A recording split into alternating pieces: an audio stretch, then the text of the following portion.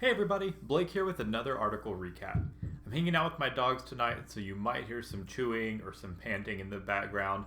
You might see them kind of drifting in and out of view here, so I apologize for that, but it is their play time, and it's also the only time that I have to record this recap. So in this week's article, Sam Wolf takes a look at that feeling we all sometimes get where we don't have a sense of direction or purpose. Oh, yeah, one of my sons just came in to join me. But many of us experience this where there are times in our life where we don't feel like we really know where we're going or what we're doing, and that we're just kind of making it up as we go. And that, I think, is one of those experiences that's incredibly common, but it also feels so deeply personal that none of us really talk about it. And two of the places where this happens quite a lot is in our work lives and in our personal romantic lives. And these are the areas that Sam really hones in on in his article. So when it comes to work, a lot of us want to have a career that rewards us with money and status and feels rewarding. But as those of us who have been in the workplace for a while know, having a job that does all of that is honestly fairly uncommon.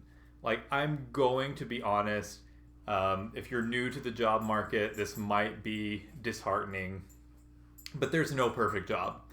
No matter where you work or what you're doing, you are probably going to have your stressful days, your angry days, the days where you wish you worked somewhere else, the days where you just want to quit, and that's okay. That's just a part of the working experience.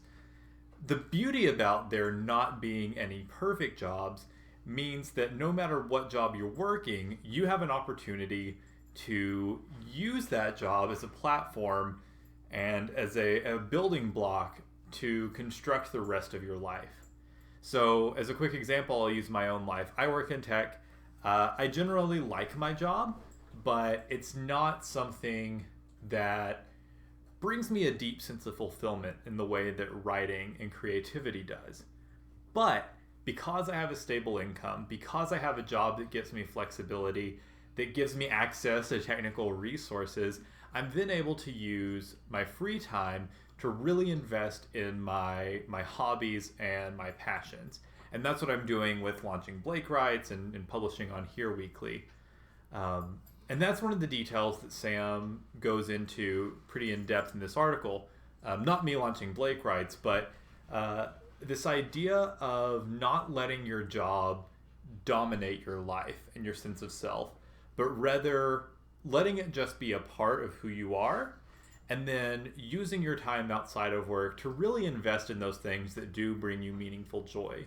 You don't have to see yourself as being limited or confined or solely identified by your career. It's those things that you do in your free time and those things that really just make your heart sing that can be that cornerstone of your identity. It just takes a bit of practice with drawing those mental barriers around your job and allowing yourself to invest in those activities.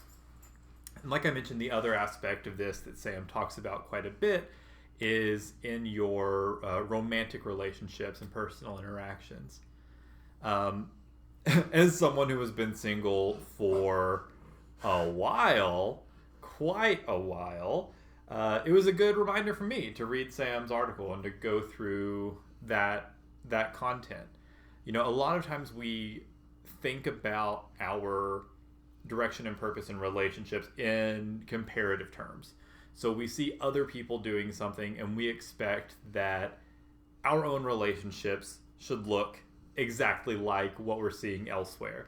You know, especially among men, there's like this expectation of sex, or especially for single men, this expectation of sexual relations with multiple partners.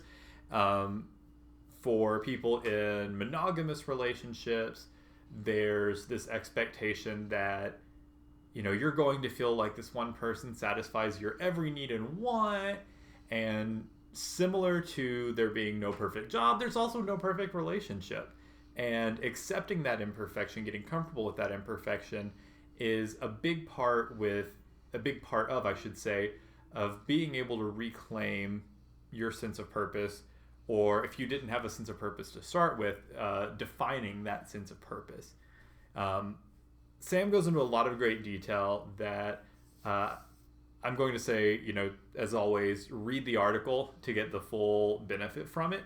But on that front of getting clear about what your direction looks like within a relationship, a big part of that is getting honest with yourself and clear with yourself about what you want outside of what you feel has been dictated for you that you should want. For some people, having multiple sexual partners doesn't satisfy their deeper need for intimacy. For some people, being in a monogamous relationship doesn't satisfy their, sexual and emotional needs in the way that an open relationship or non-monogamous relationship does. But if you don't start by getting clear with yourself, you're not going to be able to be clear with someone else. And when it comes to an interpersonal relationship, having that clarity is absolutely key, and there's really no way to move forward without it. So that's where I'm going to wrap up this article recap. As always, be sure to read the full article over on Blake Writes, and whether you're watching this on YouTube or watching in on the Blake Writes website, be sure to leave a comment below with your thoughts, your input, and if you have any questions about how you can find the direction in your life, drop that in the comments as well. My dog just walked out of the room. I think that's his sign that he's done recording as well. So I'm going to sign off for the night, and I will look forward to recapping the next video with you. Have a great week, everybody.